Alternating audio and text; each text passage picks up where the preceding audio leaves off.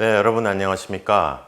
오늘의 주제는 미중 전략 경쟁 시기 중에 과연 한미 관계가 앞으로 지속 가능한지, 어떠한 형태의 한미 관계가 바람직한지에 대해서 말씀드리도록 하겠습니다. 한미 관계는 역사상 유례가 없을 정도로 오래 지속된 동맹 관계입니다. 여러분도 한미 관계에 대해서 상당한 지식과 나름대로 견해를 가지고 계실 수 있을 줄로 압니다. 우리 한미 관계는 한국 전쟁이 끝나고 나서 1953년에 한미 상호 방위 조약이 체결되었습니다. 그 이후로 오늘에 이르기까지 한미 관계는 동맹 관계로서 상당히 돈독하고 상호 발전될 수 있는 그런 관계를 유지해 온 것이 사실입니다. 애초에 미국은 한국 전쟁 이후에 한반도 문제에 연루될 것을 우려해서 한미 동맹을 맺는 것을 상당히 주저한 역사적인 사실이 있습니다. 하지만 이후에 한국의 주장으로 체결이 되었고 현재까지 굳건한 동맹으로 유지되어 오고 있습니다. 방위조약의 3조를 보면 내용이 상당히 흥미로운 부분이 있는데요. 양쪽의 당사국 중에서 타 당사국에 대한 태평양 지역에 있어서의 무력 공격을 자국의 평화와 안전을 위태롭게 하는 것으로 인정을 한다면 공통된 위협에 대처하기 위해서 헌법상의 절차에 따라서 행동할 것을 선언한다고 되어 있습니다. 따라서 한미동맹은 비단 한반도에 국한된 것이 아니고 태평양 지역 전체에 걸쳐 있는 지역 속의 동맹이라고 할 수 있겠습니다. 애초에 한미 방위 상호조약이 맺어질 때에는 한국이 안보상의 위험에 처했을 때 미국이 도와줄 것을 상정한 것이 사실이었습니다. 하지만 시간이 지나고 한국의 국력, 특히 국방력이 향상되면서 미국도 태평양 지역에서 안보상의 위험을 갖게 될 수 있는 상황이 발생했습니다. 따라서 과연 3조에 의거해서 앞으로 한미 간의 태평양 지역에서 안보를 어떻게 상호적으로 도움을 줄 것인가에 대한 새로운 문제의식이 대두된 것이 사실입니다. 그 이후로 주로 북한과 공산권에 대한 군사적 대응이 냉전기의 주된 목적이었지만 이후에 냉전이 종식되고 나서는 보다 복잡한 한미 동맹 관계가 현재까지 이루어져 오고 있습니다. 1990년대 냉전이 종식된 이후에 한미 동맹은 여전히 유지되고 있습니다. 현재까지 약 68년간 지속된 역사상 매우 성공적인 동맹이라고 할 수 있습니다. 특히 1990년부터 지금까지 약 30년간 미국 유일의 리더십 체제가 유지되고 있는 속에서 한미 동맹은 미국 중심의 소위 자유주의 질서를 지키는데 굉장히 중요한 역할을 해온 것이 사실입니다. 그리고 한미동맹은 비단 북한에 대한 군사적 대처뿐만 아니고 동아시아의 비전통 안보를 수호하는 데에도 많은 역할을 하고 있는 그런 동맹입니다. 또한 동맹이 군사적 의미뿐만 아니고 한미 간의 FTA라든지 또는 가치와 규범에 관한 영역으로 확대가 되면서 한미동맹은 현재의 관점에서는 군사안보를 넘어서 경제가치동맹으로 발전해 온 것이 사실이라고 하겠습니다. 2009년에 당시 이명박 정부 때였는데요. 한미동맹의 미래 비전을 위한 성명이 발표된 바가 있습니다. 불과 얼마 전에 2021년 5월 바이든 대통령과 우리 문재인 대통령께서 한미동맹을 위한 공동성명을 제안해서 발표된 적이 있습니다. 거기에 보면 상당히 넓은 의미의 공동 비전이 제시가 되어 있습니다. 그런 비전의 원형적인 형태랄까 또는 여러 이슈를 다룬 공동 비전이 이미 그 이전부터 있어 왔음을 우리가 알 수 있습니다. 2009년 당시만 하더라도 한반도뿐만 아니고 아시아 태평양 지역 또는 세계에 걸친 상당히 광범위한 동맹을 이루기로 한미 간의 약속을 하기도 했었고요. 또 공동의 가치, 상호 신뢰에 기반한 동맹을 구축하고자 노력을 했습니다. 또 경제와 무역, 투자 관계에도 영향을 미치는 동맹 관계를 만들었고요. 저탄소 녹색 성장, 또 우주 협력이라든지 청정 에너지, 원자력에 이르기까지 상당히 광범위한 이슈에 걸친 동맹을 만들었다고 볼 수 있습니다. 또 테러리즘, 대량 파괴 무기 확산, 해적, 범죄 마약 등 소위 인간안보에 관한 부분에서도 한미동맹은 대단히 중요한 역할을 했습니다. 따라서 국내에서 소위 보수 진보를 나눠서 이야기를 하지만 한미동맹은 그런 스펙트럼과는 어느 정도 무관하게 상당히 길고 넓은 스펙트럼의 동맹 관계를 유지해 왔다, 그렇게 얘기할 수가 있겠습니다. 지난 30년간 상황이 굉장히 많이 바뀌었습니다. 냉전이 종식되고 나서 지금에 이르기까지 역사상 유례가 없는 아주 강력한 미국이라는 패권 국가가 존재했었습니다. 국제 정치에서는 흔히 정부가 없기 때문에 우리가 무정부 상태라고 이야기하는데요. 그런 상황에서 모든 국가들이 필요로 하는 국제적인 공공재를 제공하는 국가가 반드시 있어야 된다. 따라서 안보도 제공하고 자유주의적인 국제 경제 관계의 토대가 되는 여러 가지 재화, 서비스를 제공하는 그런 국가가 있는 것이 대단히 중요합니다. 그런 역할을 미국이 해왔는데 역설적이게도 그런 30년을 거치면서 미국의 국력이 상당히 소진되었습니다. 그래서 대략 10년을 주기로 3번의 위기가 발생해서 현재에 이르고 있습니다. 2001년에 9.11 테러, 또 2008년, 9년에 걸친 경제 위기, 2020년의 코로나 사태 등입니다. 모두 미국이 가장 큰 피해를 받은 그런 위기들이었습니다. 미국이 가장 강력한 시절에 가장 큰 위기를 맞게 된다는 것은 상당히 역설적인 그런 상황입니다. 지금도 이 세 위기가 여전히 진행되고 있다고 할 수 있을 정도입니다. 그래서 9.11 테러 이후로 아프가니스탄과 이라크에 미국이 개입을 했지만 여전히 분쟁이 끊이지 않는, 그래서 미국에서는 끝나지 않는 전쟁이라고 불리는 그런 위기 상황이 지속되고 있다고 볼 수 있겠습니다. 경제적으로도 세계화 또는 신자유주의가 가져온 많은 문제들, 빈부격차의 심화라든지 포퓰리즘 또는 중산층 몰락과 같은 문제들이 여전히 미국을 괴롭히고 있고요. 그런 면에서 미국의 외교 정책이 미국 경제의 부흥과 아주 밀접한 관계를 맺을 수밖에 없는 그런 상황에 있습니다. 코로나 사태도 다른 많은 국가들이 고난을 겪고 있지만 미국에서 가장 많은 사망자가 발생할 정도로 미국에서 가장 악화되고 있는 그런 모습을 보이고 있습니다. 가장 강대국이고 과학기술 또 보건기술에서 앞서 있는 미국이 이런 위기를 겪고 있다는 것은 비단 미국의 리더십 또는 정치의 문제뿐만 아니고 상당히 구조적인 문제에서 비롯된 거라고 볼 수 있겠습니다. 그런 와중에 중국이 부상을 해서 미국과 패권을 견줄 만큼의 그런 전략 경쟁을 펼치고 있습니다.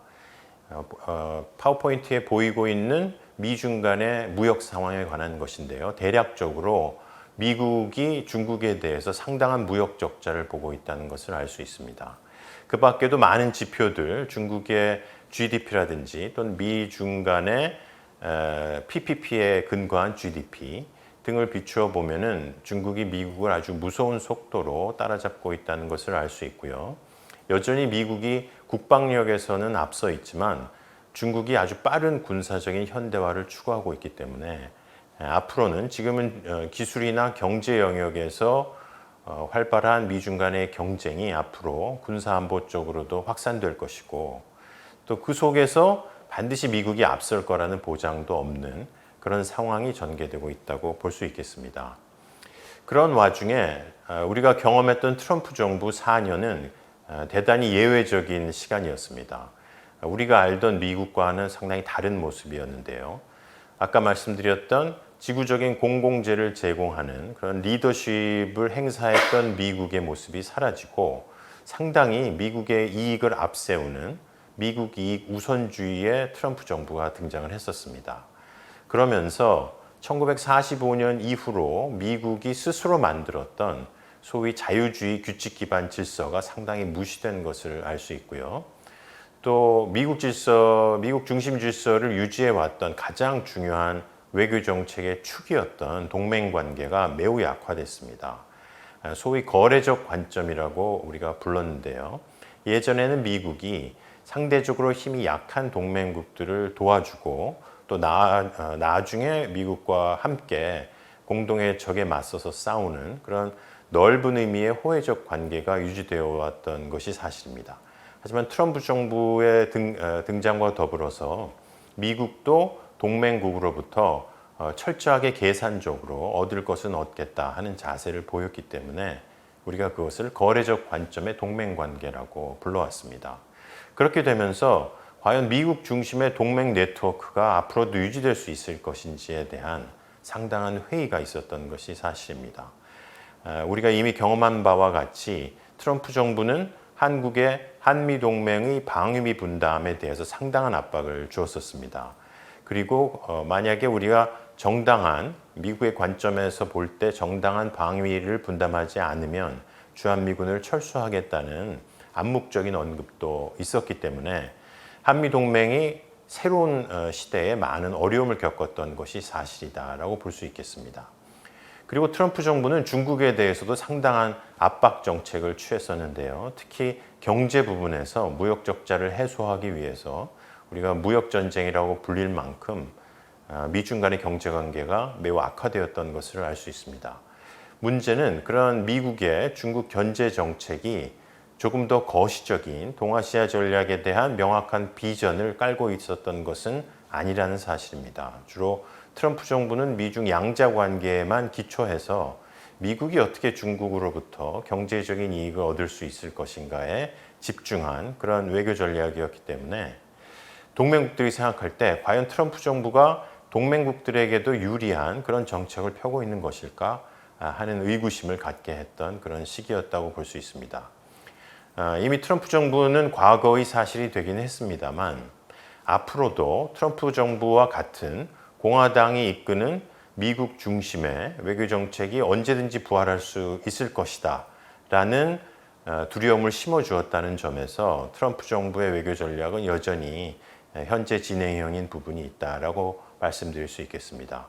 따라서 트럼프 정부 4년간은 동맹들에게 과연 미국이 동맹국을 위해서 정말로 희생하고 도움을 줄 것인가에 대한 아주 깊은 의구심을 심어 놓았던 그런 시기였다고 볼 수 있겠습니다.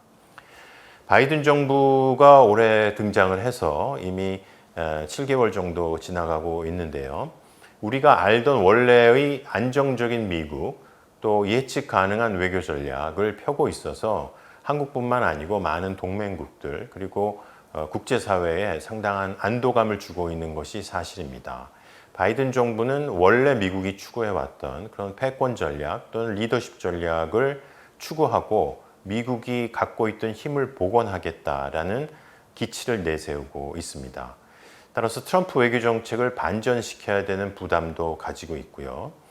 한편으로는 코로나 사태 해결과 경제 회복을 이루어야 되는 아주 어려운 과제도 안고 있습니다. 최근 델타 변이 사태가 생겨나면서 미국에서도 또 다시 확진자의 수가 급증하고 있기 때문에 만약에 바이든 정부가 코로나 사태를 잘 다루지 못한다면 이제 내년에 있을 중간 선거에서도 어떤 정도의 긍정적 평가를 받을 수 있을 것인지가 주목되고 있다고 볼 수 있겠습니다. 현재는 대략 50% 안팎의 지지율을 보이고 있는데요. 국내 정치 또 국내 경제 코로나 사태가 굉장히 중요한 국면이라고 볼 수 있겠습니다. 따라서 외교 전략에서 미국은 재건 전략, 패권을 다시 활성화시키는 전략을 펴고 있고 그것을 Build Back Better라는 용어로 표현하고 있습니다. 비단 미국뿐만 아니고 지구 전체가 재건되어야 된다는 면에서 지구 재건 전략이라고 해서 Build Back Better World라고 부르기도 합니다. 그 핵심에는 중국과의 전략적 경쟁이 있습니다. 따라서 미국이 다시 규칙에 기반한 패권을 복원하기 위해서는 중국과의 전략적 경쟁에서 승리하고 또 바라건대는 미중이 전략적 타협을 이루어서 양국이 협력 속의 국제관계를 협력적으로 이끌기를 바라는 마음이 물론 있습니다. 따라서 미국은 트럼프 때와는 달리 중국을 견제 일변도로 대한다기보다는 협력과 경쟁, 대결의 영역을 나누어서 조금 더 복합적인 전략을 추구하겠다라고 이야기하고 있습니다. 그래서 각각 세 영역의 영어 앞글자를 따서 3C 전략이라고 부르기도 하고 있습니다. 그런 전략의 핵심에는 아시아가 있습니다. 따라서 아시아를 인도까지 포괄하는 지역으로 설정을 해서 인도태평양 전략이라고 부르고 있고요. 인도태평양의 많은 국가들이 미국의 대중 전략 노선에 협력할 수 있도록 지역 전략을 만드는 것이 바이든 정부 외교 전략의 핵심이라고 볼 수가 있겠습니다. 그리고 이런 대중 전략에는 비단 군사 안보적인 측면만 있는 것이 아니고 무역과 기술, 정치와 가치, 금융의 영역까지 포괄되어 있기 때문에 미국과 중국이 전면적으로 3C에 걸친 관계를 앞으로 설정할 것이다 라고 볼 수 있습니다. 따라서 매우 복합적이고 미래를 쉽게 예단하기는 어려운 그런 상황에 있다고 볼 수가 있겠습니다. 특히 인도태평양 지역에서 바이든 정부가 추구하는 전략의 내용들을 보면 아마 여러분들도 많이 들어서 아시겠지만 파워포인트를 눈으로 그냥 보시면 자유롭고 개방된 질서, 자유주의 규범, 또 미국에게 유리한 힘의 균형, 특히 동맹국들과의 협력, 그래서 동맹국의 방어를 보장하면서 동맹국과 함께 이런 규칙에 기반한 인도태평양을 만들겠다라는 전략을 내세우고 있습니다. 개방된 해상과 항공로 보존을 내세우고 있는데요. 이것은 특히 중국이 추구하고 있는 남중국해에 대한 전략들을 견제하려는 의도가 상당히 강한 부분이라고 볼 수 있겠습니다. 또 개방적이고 투명한 시장, 자유주의 국제질서, 개인의 자유와 인권 부분도 굉장히 중요한 전략입니다. 특히 인권 부분은 지금 중국이 행하고 있는 여러 전략 중에서 홍콩과 신장, 티벳, 또 대만에 이르기까지 미국이 보기에는 적절치 않은 전략이 있다고 이야기하고 있습니다. 중국은 내정에 관련된 부분이라고 해서 미국의 이런 공세를 상당히 못마땅하게 여기고 있는 것이 사실입니다. 따라서 미중이 이런 인권과 같은 분야에서 앞으로 어떤 관계를 이끌어갈지가 매우 중요한 포인트라고 볼 수가 있겠습니다. 그런 와중에 올해 5월 21일에 한국과 미국이 워싱턴 DC에서 정상회담을 가졌습니다. 이것은 미중의 전략 경쟁 시대에 앞으로 전개될 한미 관계의 굉장히 중요한 여러 이슈들을 다룬 역사적인 정상회담이었다고 여겨집니다. 따라서 오늘 말씀의 핵심 주제인 한미 관계의 미래, 또 미래에 대한 과제를 이야기할 때 아마 5월 21일에 정상회담 공동성명이 매우 중요한 기점이 되지 않을까 그렇게 생각됩니다. 아까 잠깐 말씀드렸던 2009년에 비전 성명과도 통하는 부분이 상당히 많은 그런 내용인데요. 우선 민주적 규범, 인권과 법치의 원칙이 지배하는 지역을 만들겠다라는 조금 더 추상적이고 가치에 기반한 비전을 제시를 하였습니다. 또 군사안보 협력 부분에서는 한반도의 평화가 매우 중요하다는 점에 한미가 목소리를 같이 했는데요. 특히 한반도의 비핵화, 대북 관여 정책, 또 남북 간의 경제 교류와 협력, 북한 주민의 인권 등을 이야기를 해서 한국과 미국이 생각하는 한반도 문제 또는 북한 문제의 대부분의 내용들을 담았다고 볼 수가 있겠습니다. 또 미국이 아까 말씀드린 자유롭고 개방적인 인도태평양 지역 전략을 매우 목소리를 높여서 이야기를 해왔었는데요.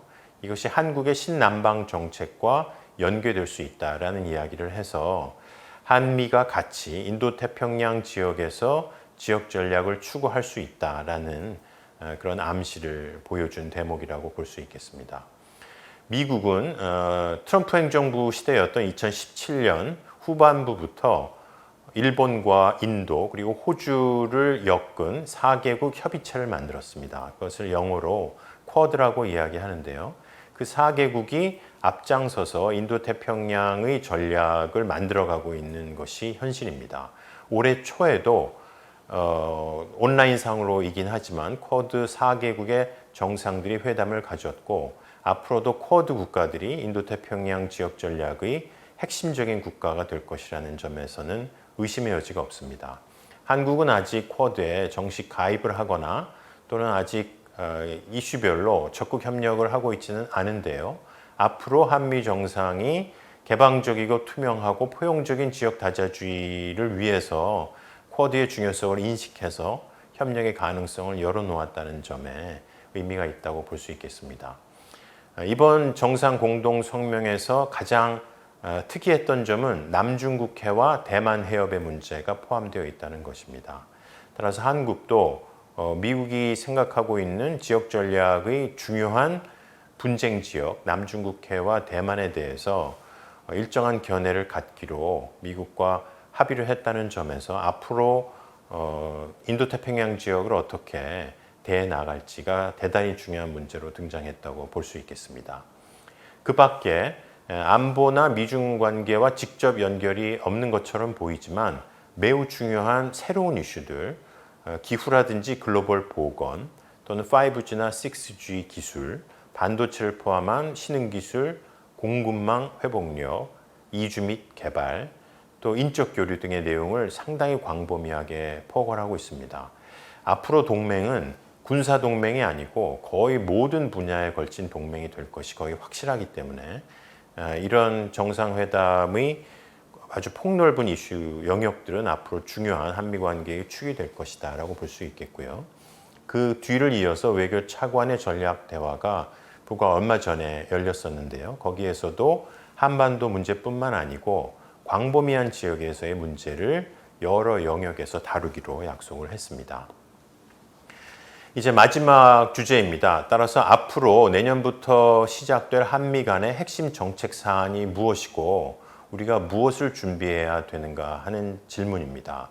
우리가 살펴본 바와 같이 지난 30년의 미국 중심 질서를 거치면서 국제정치가 급격하게 변화되었고 미국의 힘도 예전 같지 않고 또 미중의 전략 경쟁이라는 새로운 도전 요인이 발생한 것이 현실이고요. 또 인도태평양 또는 아시아가 세계 정치의 중심으로 부상해 있습니다. 그리고 한반도는 이런 미중이 경쟁을 벌이는 핵심적인 분쟁 지역 또는 협력을 할 수 있는 협력 지역에 위치해 있다는 것을 알 수가 있습니다. 내년부터 시작될 새로운 정부는 북한의 비핵화와 한반도 평화를 둘러싼 한미 협력을 다루어야 되는 매우 어려운 과제를 안고 있습니다. 또한 미중의 전략 경쟁 속에서 한국의 입지를 어떻게 설정해야 되는지 하는 문제도 안고 있고요. 또 한미일 삼각협력, 특히 미국이 중시하는 한일 관계의 정상화 또는 회복에 다음 정부가 어떤 입장을 취할지도 매우 중요한 사안입니다. 또 아까 말씀드렸던 쿼드를 비롯한 인도태평양의 협력기구, 그것을 한미 관계와 어떻게 연계시킬지 하는 것도 매우 중요한 이슈입니다. 군사 전략뿐만 아니고 포괄적 전략으로 발전하는 한미 관계 속에서 과연 제4차 산업혁명이라는 지금의 시기에 미국과의 관계를 어떻게 활용해서 우리가 또다시 선진국의 대열에 본격적으로 진입할 수 있는 그런 발판을 마련할 것인가 하는 것도 대단히 중요합니다. 그리고 아시아를 넘어서 지구적 차원에서 너무나 많은 새로운 이슈들이 등장하는 국제정치 속에서 세계 속의 중견국으로서 미국과 어떻게 협력해 나갈지도 중요한 사안이라고 볼 수 있겠습니다. 이런 큰 사안들을 염두에 두고 앞으로 한미 관계의 미래를 생각할 때 다음 정부가 반드시 생각해야 되는 질문들을 몇 개를 뽑아서 정리를 해보았습니다. 첫 번째는 과연 바이든 정부가 우리가 훨씬 더 안도하고 협력할 수 있는 전략을 내세우고는 있지만 그것을 성공적으로 수행할 능력이 있을 것인가? 미국이 내세우는 전략적인 의도와 그것을 실행할 수 있는 전략적인 능력 사이의 괴리는 없는가 하는 질문입니다. 특히 경제와 코로나 사태로 인해서 많은 어려움을 겪고 있기 때문에 바이든 정부의 미래를 우리가 어떻게 예견할 수 있는지를 질문해 보아야 된다는 것입니다. 두 번째는 미중 경쟁 관계 속에서 과연 미국은 한국에게 미국 편인지 또는 중국 편인지의 양자택일을 요구할 것인가라는 점입니다. 물론 미국이나 중국 모두 한국의 앞길에 대해서 궁금해하기는 하지만 한국은 그렇게 단순한 선택을 할 수도 없는 것이고요. 미국도 그것을 요구할 거라고 보지는 않습니다. 하지만 훨씬 더 세부적이고 복잡한 사안들에서 우리 나름의 입장이 있어야 되기 때문에 예를 들어서 쿼드 참여에 대해서 어떻게 대처를 해야 되는지 미국이 동아시아 동맹국들 간의 협력을 요구를 하고 있죠. 특히 한일 간의 협력을 강하게 바라고 있는데 우리는 우리 나름대로 일본에 요구해야 될 많은 문제들이 있습니다. 따라서 한국의 대일 정책과 미국이 추구하고 있는 한미일 협력 정책을 어떻게 조화시킬 것인지 하는 것도 중요한 핵심 질문이라고 볼 수 있겠습니다. 세 번째는 동맹 사안입니다. 단기적으로도 한미 동맹에 관련된 많은 사안들이 있습니다. 지금도 한미 간의 연합군사훈련을 막 시작하는 단계에 있는데요. 한국의 안보 또는 북한에 대한 방어, 또 앞으로 장차 필요할지도 모르는 중국에 대한 군사적 견제의 수단으로 미국이 한국에게 일정한 역할을 요구할 경우 한국이 어떻게 대처해 나갈 것인지를 생각해 보아야 된다는 것입니다. 예를 들어서 첫 번째, 중국에 대한 견제의 필요성에서 주한미군에 대한 일정한 변화를 요구할 때 우리가 어떻게 대처할 것인지. 두 번째는 전자권 전환에 대해서도 미국은 전자권 전환의 조건 중에 하나인 주변 국제정세의 안정 부분을 들어서 상당히 많은 생각을 하고 있는 것으로 우리가 예측할 수 있습니다. 따라서 전자권 전환이 순조롭게 이루어지고 그 속에서도 한미 간의 동아시아 지역 안보를 위한 협력이 지속될 수 있도록 어떻게 대처해야 되는지도 매우 중요한 사안이라고 볼 수 있겠습니다. 사드의 업그레이드 문제도 있고요. 또 한미일 미사일 방어 체계의 연계 부분도 미국이 암암리에 추구하고 있는 전략이라고 우리가 예상하고 있기 때문에 우리가 대응해야 되는 주된 사안이라고 볼 수 있겠습니다. 북핵 문제에서도 한미가 공히 북한의 완전한 비핵화를 원하기는 하지만 그 방법론을 둘러싸고 여전히 많은 협의들이 필요한 것이 사실입니다. 과연 미국에게 북핵 문제가 어느 정도의 우선순위를 가지고 있는지, 어느 정도 미국이 노력할 수 있는지를 한국이 잘 알아서 미국이 많은 정책 자원을 투입하도록 요구하는 것이 필요하고요. 또 미중 간의 협력 이슈로서 북핵 문제, 왜냐하면 북핵 문제가 대량살상 무기의 비확산 문제이기 때문에 미중 간 협력 이슈로 미국이 북핵 문제를 상정할 수 있도록 노력하는 것도 필요한 이슈라고 볼 수 있습니다. 아까 말씀드렸던 새로운 기술에서의 협력도 매우 중요한 부분이고요. 따라서 우리가 최대한 많은 것을 얻을 수 있는 한미 관계를 만들어 가야 된다. 또 미국이 공급망 재편과 같이 중국을 견제하는 외교 정책을 추구하는 것이 사실인데요. 그것이 한국의 이익과 항상 일치되는 것은 아니기 때문에 그것을 한국이 대처할 수 있는 노력도 필요하다는 것입니다. 미국이 인권 문제를 제기할 때 미국의 국익을 위해서 하는 부분도 있고요. 또 보편적인 인권 문제를 위한 부분도 있습니다. 특히 중국 인권 문제를 제기할 때 한국의 대처가 어려운 것이 사실이기 때문에 우리의 다음 정부가 부딪힐 어려운 숙제 중에 하나라고 볼 수 있겠습니다.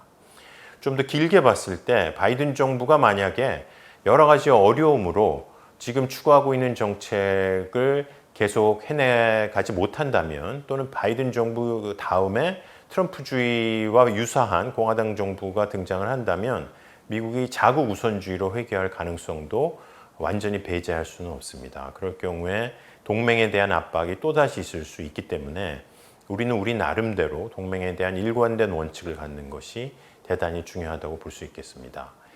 앞으로의 국제 정치는 어느 한 국가가 패권의 역할을 하기도 매우 어렵습니다. 따라서 이제 어느 강대국도 패권이 되기 어려운 이런 시점에서 한국은 중견국으로서 어떤 외교를 추구해야 되는지도 우리 나름의 관점에서 생각해 봐야 될 부분입니다.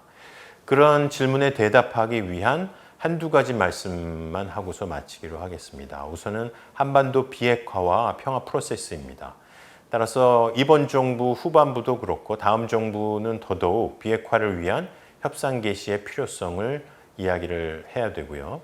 미국과 북한이 갖고 있는 입장 차이를 조정할 수 있는 한국의 대안도 반드시 있어야 된다. 또 비핵화의 문제뿐만 아니라 평화체제의 문제도 같이 제기할 수 있어야 되고요. 비핵화 이후의 한반도의 안정을 위한 전체적인 군축, 또 군사적 안정의 기획도 있어야 된다라는 것입니다. 미중 관계 속에서 한국의 입장은 미국이냐 중국이냐 하는 질문을 더 이상 물어서는 안 될 것입니다. 왜냐하면 미국도 이미 중국에 대해서 협력과 경쟁, 대결의 3분의 정책을 추구하고 있기 때문입니다. 한국은 그것보다 훨씬 더 정교한, 더 다양한 형태의 미중 관계 전략을 추구해야 된다는 것입니다. 협력 부분에서도 지속 가능한 협력의 분야가 있는가 하면 지속이 굉장히 어려운 미중이 협력하는 것이 정말 앞으로도 확실한지 알기 굉장히 어려운 그런 부분의 협력이 있고요. 또 경쟁 부분도 경쟁을 하면 할수록 한국한테 유리한 그런 경쟁 분야도 있습니다. 반면에 미중이 경쟁을 하면 할수록 한국이 더더욱 어려운 위치에 설 수밖에 없는 그런 경쟁도 있고요.